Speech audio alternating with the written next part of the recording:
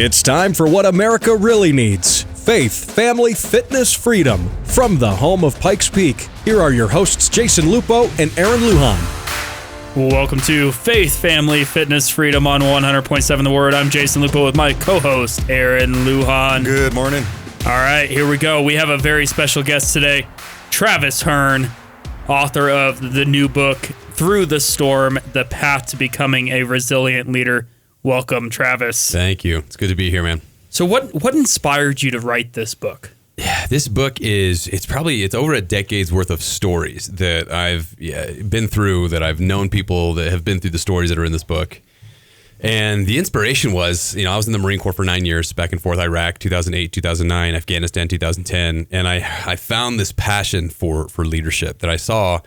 And when I was in Iraq and Afghanistan, you see that really, really good leadership can save lives, and that's what it does. And if it's on the other side of the spectrum, it can actually cost lives. So I got this passion for leadership, and then recently it's really been on my heart that, man, as leaders, we need to learn how to go through hard things. We need to learn how to knuckle up and go through storms. So I've came across the concept of the buffalo, and the buffalo, it's the only herd animal that when a storm comes over the horizon, it grabs up its herd, takes a few bites of whatever's left over, and it goes straight through the storm and doesn't go around it, doesn't go away from it, doesn't hide from it. It goes straight through the storm because it knows it's going to get on the other side faster in a more healthy way if it goes straight through it. So I took that and I was like, man, that's what we need to do as leaders. We need to go through the storm. We need to stop shying away from the problems that we have, and we need to just go get after it. And the book is filled with stories of people who have been through some of the most difficult storms that life can throw at you, in some of the most difficult environments that those storms can be cultivated in.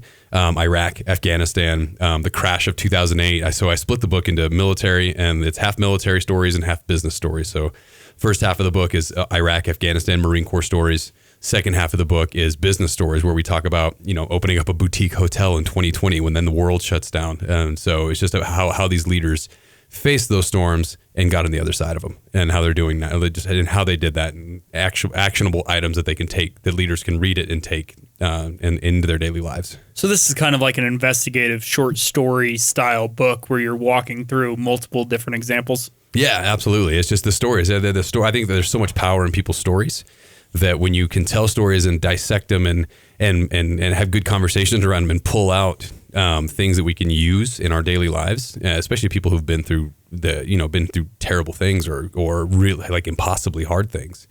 We can just learn so much from them. So that's what each chapter is a different story of a storm that an individual faced and what they learned from it, and how we can use those lessons learned. And through this process, sometimes when you're writing, you learn a lot about yourself. What did you learn about yourself in this process? My goodness. I learned a lot about myself in the process. One, that writing is hard. That's one thing, sitting down with a book and being okay, I have an end state. And the end state is to get this book out to the world. And it was a challenge, but it was awesome. I also learned it shaped me a little bit more when I think about leadership. My leadership philosophy going into the book was very hardcore, very this. Yes, we have to go drive through these things, but that's not the story for everybody.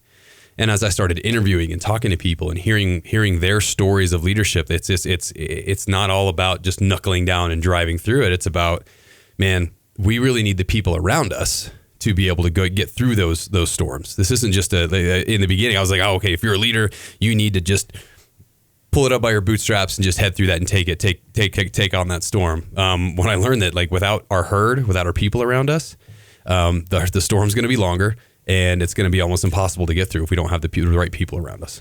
Did you notice that there was a drastic difference in style of leadership between military and the corporate world and setting? Or do they is there a lot of similarities? Yeah, there's some differences and there's some similarities. But again, leadership is so individual. It's an individual's leadership style. But when I transferred from the military world into the civilian world, so I've been leading corporate teams since 2016. And it's just you have to be so much more. You have to mix in a lot more kindness. You can't be that Marine in the business world. You can't just kick in the door and be that office linebacker. You can't. It doesn't work that way. You have to have some tact. You have to have a little bit of kindness in your voice. But what I learned was that if you can mix that power that powerful leadership that the military brings, and then you mix some of the kindness and the empathy that is in the business world, and you can. Originally, I thought that those things had to be separated, but now I've learned that not only should they be mixed, they have to be in order to really lead in a way that is going to be holistically healthy for everybody around you. What can military leaders learn from business leaders? Just to slow down for a little bit. Like that's one thing that in the military, everything is right now. It has to be quick. We have to be fast. We have to be on it. In the business world, and business leaders can learn this as well. Is like if you take a step back and you're able to breathe, and even like the best thing you can do is invite the Lord into your decision making process, and just take a breath and think about the decision, think about the implications, and make a decision a little bit slower. That's one thing that the military folks can take from some of the business leaders the good business leaders that I've seen lead high impact teams. A lot of the people listening aren't in the military. They're not necessarily in a position of leadership in the corporate world or in business. If I'm just a dad leading if I'm a dad leading my family, what am I gaining from this book? What you're gaining from this book is just that you're not alone. Like as in this life, we will have trouble, and that is a fact. Mm-hmm. People that are going to people go through hard things. We go through extremely difficult things, no matter what. Mm-hmm. Storms will come. Yeah, you're in three phases of life. One, you're either going into a storm. Two, you're in a storm. Three, you're coming out of a storm. Those are the three phases of life. And if we are able to, as dads, as moms, as brothers, as sisters, as business people, military people, whatever that looks like, mm-hmm. if we are able to take a step back and be like, okay, I need my people around me. I need my herd. I need to know how to get through this tangibly. Like, what do I do? Is there a breathing technique? Is there something I can do to calm my nervous system down when I'm so heightened and trying to get to the next step or the next phase of what the storm is? And can I get through this? And this book, what this book shows you is that yes, if you have the right people around you and you have the right tools, it doesn't matter if it's a business storm or if you're going through a divorce, if you're going through, just if your kids if you're going through the issues with your kids, if you're going through singleness, anything. Yeah. It helps you to get through those storms in a better way. So it seems like there's a lot of fair weather leaders in our world, right? When they're really good at casting vision, casting mission. They're visionary types. And when things go south, everything goes south. Is that kind of what you found? Yeah. Then that's one of the cruxes for the book. Like when things go, everybody has the great philosopher Mike Tyson says, everybody has a plan until you get punched in the mouth. We'll see on Friday, right? Yeah, we'll see what happens on Friday.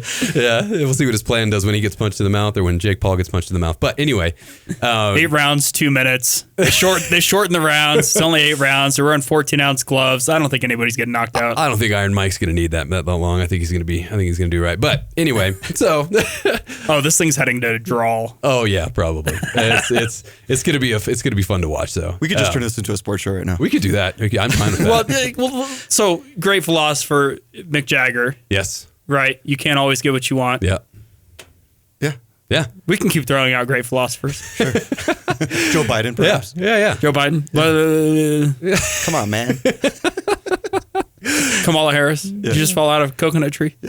I'm wearing a blue dress in a building. Everybody loves a yellow school bus. That's hilarious. But when we look at leadership, dude, and we look at kind of what the norm is now, we've made it okay to just quit. Mm. We've made it we haven't just made it okay. We've made it easy to quit. We've given people a way out. Mm-hmm. And the last chapter of my book is all about it's all about radical commitment and never quitting on the uphill. Mm. So you're exactly right. Leaders today have an out. They can quit a job and they can go to another one. They can leave a marriage very quickly. That's happening a lot. And the point of this is that, man, I'm not saying that you not leave a job that is unhealthy and that is not your spot. But Isaiah 6:8. And then I heard a voice from the Lord say, "Who shall I send, and who should go for us?" And I said, "Here am I, send me." If we take that philosophy and then mix that with the never quit on the uphill, we can't quit when it gets hard. Take a second look once it gets easier, once you're through that storm. But we have to be a people. We have to be people that do hard things. and take on hard things. And that's how we get value. That's how we add value to people. That's how we add value to ourselves. That's how we get through hard stuff.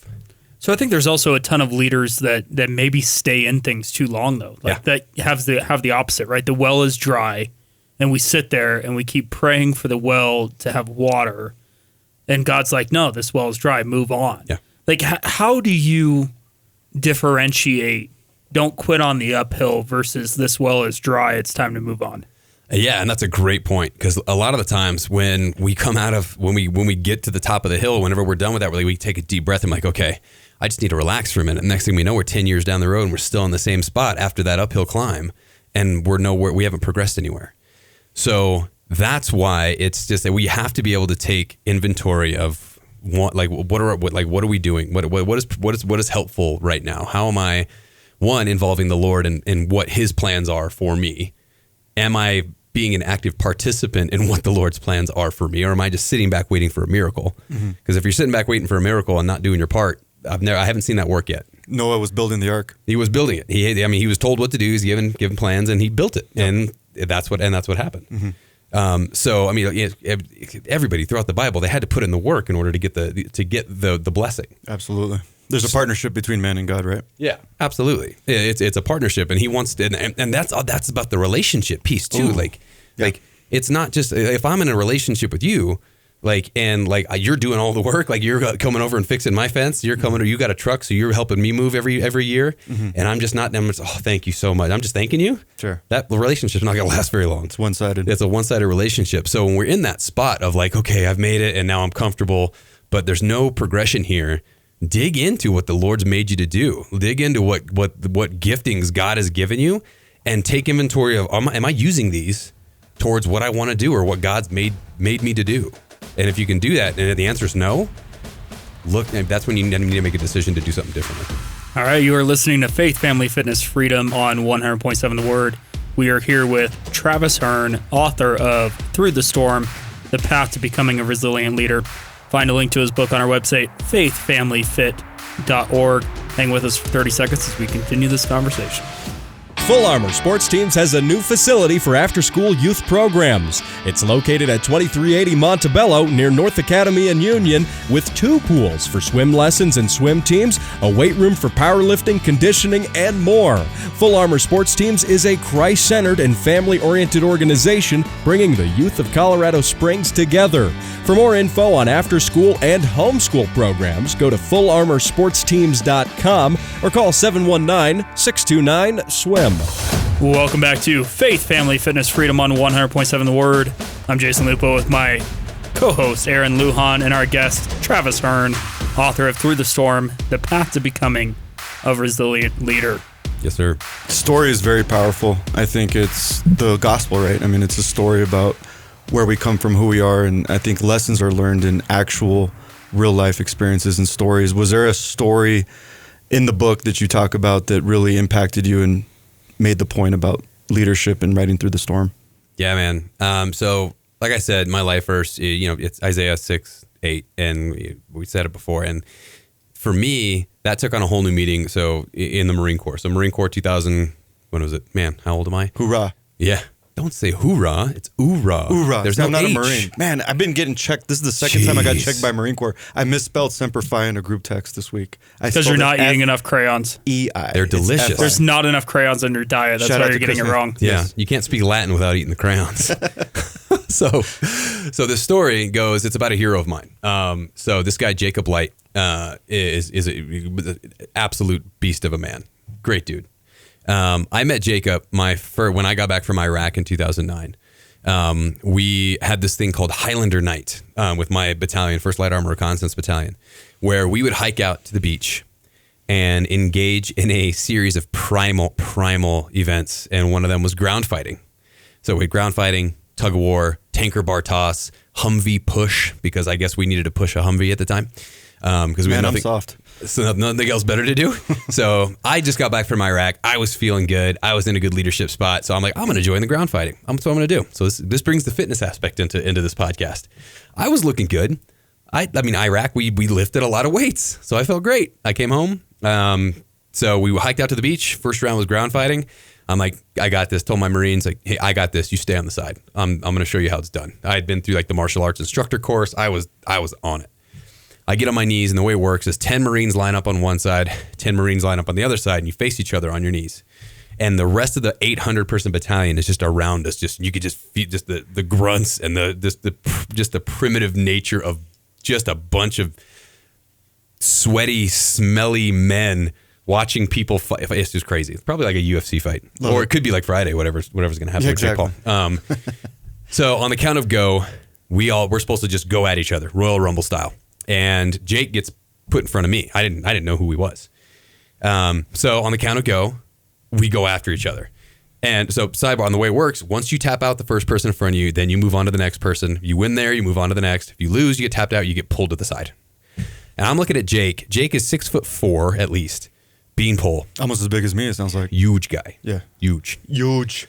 So, but I'm like, oh my gosh, I got this guy. I'm looking down the line, trying to figure out who else I can take down. I thought I had him licked. So count of go, I jump at him. 8 seconds later, my eyes start to slowly blink open, and I'm looking at blue skies, and I'm getting dragged back to the back of with the rest of the Marines, having been tapped out immediately by Jake. And I was shocked. I was like, how in the world? And I sat there and I watched him go from Marine to Marine to Marine to Marine, just tapping him out. Same move that he used on me, probably. From rear what naked I could choke? See. Yep, rear naked choke. He just jumped right behind me and I was done. Tapped me out quickly. I was done. And I was like, who is this guy? Yeah. And they were like, dude, you got the short end of the stick there. Like he is a stud. Like he had been injured. He had been hit by an IED in Iraq a year and a half before that and clawed his way, fought his way back to get to our battalion to deploy again. We were about to go to Afghanistan.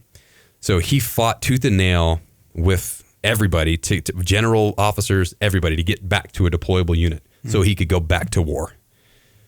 We get to Afghanistan, and on my 27th birthday, May 24th, on my 27th birthday, he brings me an MRE cake with a big number 27 written on it in mustard. So the MRE cake's pretty much inedible as it is, but he just made it worse by putting mustard all over. So I ate every piece of it. And you enjoyed every just bit to of it. spite him. Ate every piece of it. And we walked out. We finished the little birthday party, and then we went outside the wire for the next week.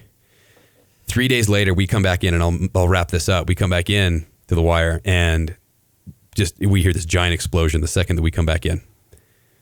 Turns out Jake was behind us. He was on a foot patrol a little bit, maybe a couple kilometers away from the base, and he was killed by an IED immediately. Then I proceeded. This is the biggest leadership failure of my life. I proceeded to run my Marines into the dirt for the next 4 days to try to figure out what happened, like who did it, how did it happen, how did we let that happen, and I started beating myself up, and I just drove my Marines into the dirt. After 4 days of that, we came back into the wire. Came back into base, and my lieutenant colonel pulled me. He's like, "Look at your Marines; their faces are destroyed. They haven't eaten well in 4 days. They haven't slept probably in 4 days." And he benched me. So I was so angry, and I didn't know how to handle grief at the time, and I took it out on the people that I was supposed to be in charge of. Worst leadership failure of my life. This isn't in the book, but my first stop after that was with the chaplain. And we had a chaplain with us, and he just helping me process what happened with Jake. Because Jake and I got really close after he choked me out. We got really close. We started leading Marines together. I just wanted to learn everything about leading from him. So after he died, it was just like, man, who am I? What am I doing here? And then I just immediately took it out on my Marines. So walking through that with the chaplain and him just pointing me back to God the entire time, and him just talking about grace and talking about grieving well, it really changed my perspective, and I got my Marines back, and we finished the deployment on a high note. We ended up losing 2 more Marines in that deployment, but it was we handled it in a healthy way, and we ended up coming home. All my Marines were safe that I was in charge of. So that's one of the biggest lessons of the book, is that as leaders, it's okay to fail. Like, you're going to fail. If you're trying, you're going to fail. But the equation to success is just that you succeed only one more time than you fail. Well, and if you're not paving a new path forward, it's really easy to kind of just sit back and claim victory when you haven't done much. Yeah. Right. And I think that's what happens so often in some of these upper level management positions, is that they sit back and they go, well, things are going the right way, but there's no path forward. There's no progress being made. They're just claiming victory on the bootstraps of their employees, right? But so you go through this experience in Afghanistan, and you talked about basically linking up with the chaplain and the chaplain helping you through this.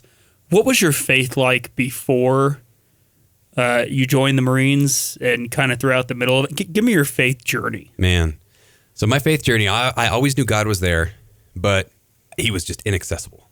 I could never get to him. He was always around everybody else. I grew up in a very small town in northern New Mexico where the Catholic population was very, very, that's what it was. Like if you were going to go to church, you were Catholic, and I wasn't Catholic, and my family wasn't Catholic. So it was kind of like that. We can't quite get there. So I knew he was there, but never had access to him, I thought. And as I joined the Marine Corps, when I joined the Marine Corps, that was the first taste of like, okay, he's accessible. Not only is that, he's talking, like he's here, like he's right here. And seeing in boot camp, seeing Marines join arms on the only time that we ever got away from our drill instructors was Sunday for an hour to go to church. And the thing was packed, probably because that's the only time we got away from our drill instructors. But you would just see, like during worship, Marines like arm in arm swaying back and forth. And I was like, man, there's something to this. What is going on with this God thing?